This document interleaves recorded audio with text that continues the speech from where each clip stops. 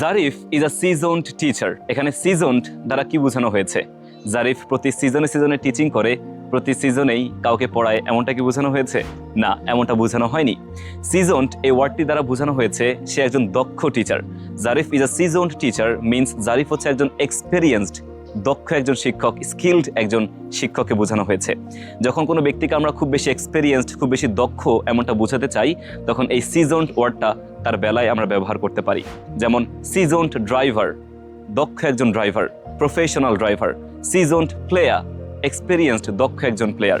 So seasoned teacher seasonal কোনো teacher না, দক্ষ একজন টিচার, প্রফেশনাল টিচারকে বেসিক্যালি বোঝানো হয়েছে। সো এমন অনেক ব্যক্তি থাকতে পারে যাদের ক্ষেত্রে আমরা এই সিজনড ওয়ার্ডটা ব্যবহার করতে পারি।